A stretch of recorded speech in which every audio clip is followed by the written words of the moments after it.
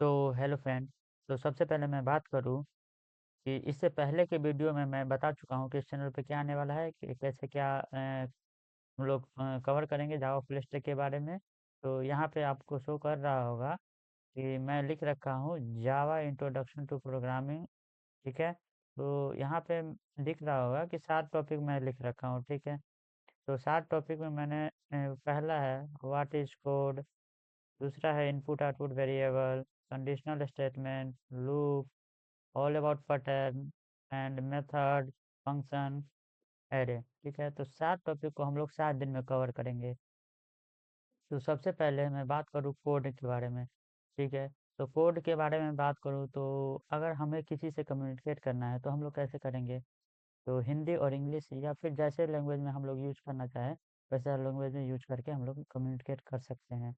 लेकिन अगर बात करूँ कंप्यूटर और लैपटॉप के बारे में, तो कंप्यूटर और लैपटॉप को तो हिंदी इंग्लिश तो समझ आती नहीं, उसको समझ आती है बाइनरी लैंग्वेज। तो बाइनरी लैंग्वेज कैसे समझ आती है? वहीं से अगर बाइनरी लैंग्वेज इट मीन्स 0 और 1। ठीक है। तो 0 1 बाइनरी फॉर्मेट में इसको समझ आती है कंप्यूटर और लैपटॉप को। तो अगर किसी सर्किट में करंट का फ्लो जा रहा है तो उसको रिप्रेजेंट करेंगे 1 के साथ। अगर किसी सर्किट में करंट का फ्लो नहीं जा रहा है तो उसको रिप्रेजेंट करेंगे 0 के साथ। ठीक है। इसके लिए मैं यहीं से शुरुआत होती है कोडिंग की। तो पहला टॉपिक व्हाट इज कोड, और कोड का प्रोसेस पहले देखते हैं कि कोड आखिर करता क्या है, इसको बाइनरी फॉर्मेट में कन्वर्ट कैसे होता है और इसको समझ कैसे आती है। ठीक है। तो पहले इसको देखते हैं, उसके बाद फिर मैं कल की क्लास में अगर इसका पहला कोडिंग करके देखेंगे हम लोग, इसका आउटपुट निकाल के देखेंगे। ठीक है। तो चलिए, यहाँ पे आपको शो कर रहा होगा कि व्हाट इज कोड के बारे में यहाँ पे मैंने सारा कुछ प्रोसेस लिख के रखा हुआ है। तो जैसा कि यहाँ पे लिखा हुआ है, एक मिनट एक minute.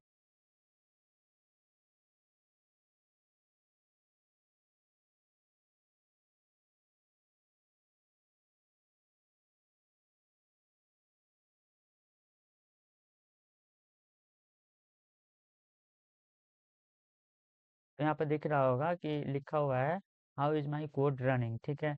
How is my code running में यहाँ पे 2 प्रोसेस से हम लोग रन कर सकते हैं। कैसा?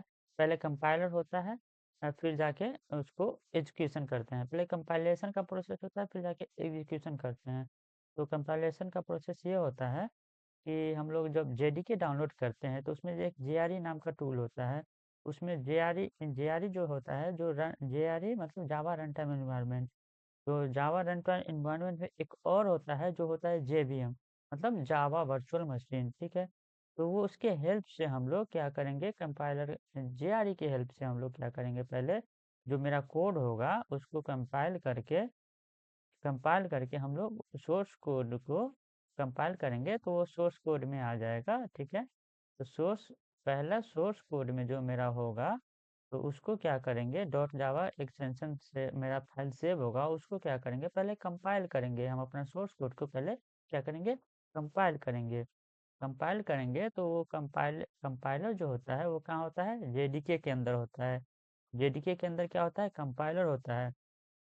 तो वो जेडीके जो होगा, उसके अंदर जो कंपाइलर होगा वो कंपाइल करके हमारा कोड को किस चीज़ में कन्वर्ट कर देगा, बाइट कोड में कन्वर्ट कर देगा। तो बाइट कोड में कन्वर्ट कर देगा, इसका एक्सटेंशन क्या है, क्लास करके। तो ये मेरा फाइल जो है डॉट क्लास करके बाइट कोड मेरा सेव हो जाएगा। इसका कंपाइलेशन का प्रोसेस हो गया ख़त्म। अब आएगा एग्जीक्यूशन का प्रोसेस। एग्जीक्यूशन का प्रोसेस में हम पहले क्या होगा, जो हम लोग ने कन्वर्ट कर कंपाइल करके कोड को सेव किया था बाइट कोड में, उसी को बाइट कोड को पहले क्या करेंगे, जेबीएम जेबीएम को देंगे, जावा वर्चुअल मशीन को देंगे और ये कन्वर्ट करके नेटिव कोड में हमारा कोड को कन्वर्ट कर देगा। तो नेटिव कोड में जब मेरा कोड कन्वर्ट हो जाएगा तब जाके मेरा जो है कोड को कहीं भी किसी भी प्लेटफॉर्म पे रन कर सकते हैं। और इस किसी भी प्लेटफॉर्म को रन करने का ये मतलब है कि हम लोग उसका आउटपुट देख सकते हैं। तब उसको नेटिव कोड में जब कन्वर्ट हो जाएगा तो किसी भी लैपटॉप और कंप्यूटर को समझ में आने लगेगा और हम उसका आउटपुट देख सकते हैं। तो यही है प्रोसेस कि मेरा कोड कैसे रन होता है और कैसे कंपाइल होता है, कैसे क्या होता है, बाइट कोड में कैसे कन्वर्ट होता है, ठीक है? तो कंप्यूटर को समझाने का यही एक तरीका है, जो पहले प्रोसेस है कि कंपाइल करेंगे, उसके बाद एग्जीक्यूशन करेंगे, ठीक है? तो आगे के वीडियो में मैं देखूँगा कि कैसे इसको इसकी कोडिंग करके देखेंगे पहला कोड, ठीक है? तब तक के लिए जय हिंद।